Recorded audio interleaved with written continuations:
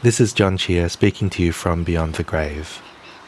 I'm here on Wurundjeri country, and I want to pay my respects to past and present elders of the Woiwurrung people whose sovereignty on this land was never ceded, and to any First Nations people who may be watching or listening to this today.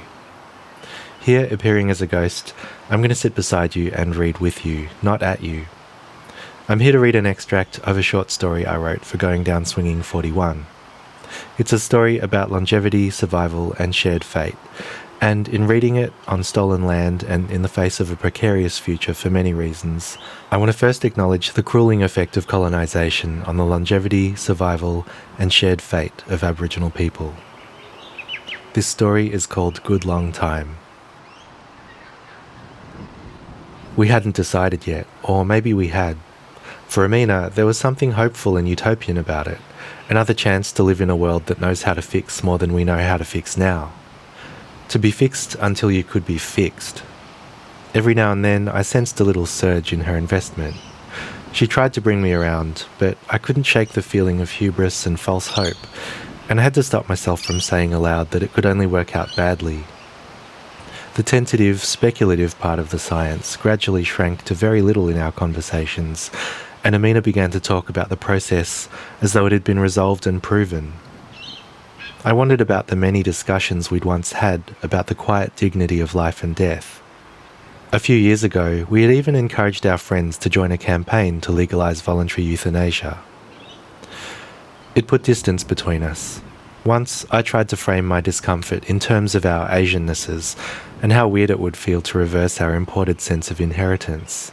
To burden our descendants with looking after us, stubborn ancestors they've never met. Amina fell quiet and pulled her hand from my thigh before taking a deep breath, pausing, and offering flatly that our parents were long dead and it was our right to seize the choices they wanted to equip us with by migrating in the first place.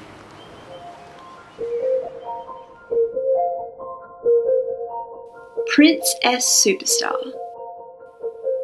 Clearly the industry definitely isn't perfect, but I want to say having my great-grandma around has been a revelation for our family. We get to learn so much about who we are from her stories, about growing up OS and coming here and what that was like when it was a new thing. It has for sure helped my dad understand how my mum feels singled out. Before he was all, "You're too sensitive." But now he knows it comes from somewhere. Anyway, the major downside is having to listen to my Gigi talk about how she's into younger guys. General_Levy's. I know someone who went through this and regretted it. Funny nobody's mentioned the back down clause, where they can euthanize you if you experience unbearable suffering. But I suppose that makes sense, because you still have to pay for your cure plus a euthanasia levy. That is so depressing I could barely even finish typing it. Charlie Bouquet. Cryo was the worst decision I ever made. Ignore the OP, don't do it to yourself or anyone that cares about you.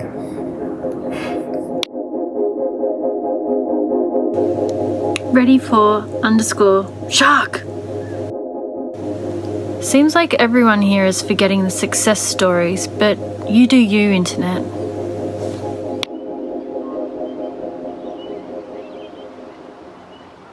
I imagine the shock of being revived in an unfamiliar and unknown time, in an uncertain state of repair, with no love. If they cure what kills Amina before they cure what kills me, will they wait to revive us both at the same time? Will they revive us when it's merely possible or when it's also affordable? I try to find out, but these laws barely exist.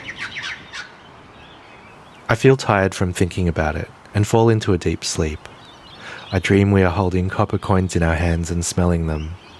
I dream we are cradling our children and they're sleeping outside and shivering and we rock them to sleep, but they spill over our elbows like milk from a shallow dish. I dream that all the stones on the beach are industrial products smoothed by water, and when I pick them up to look more closely, there are traces of brand names and engraved labels, and everybody is kissing. My mouth is open and caterpillars tap a rugger on my bottom lip. The howl hum makes an appearance. Baby sweetheart, honey, darling, dearest, coo, cuddle, caress. I miss my babies, and then I'm by a rail yard and I've bitten down on a light bulb. My mouth is full of broken glass and I cannot spit it out fast enough. A distant magpie sings for just a second. The bedside lamp is on, and there are only 1 or 2 insects fussing around the pot plant. There is the howl hum. I wake up this way, unsure for a moment where I am or what time it is.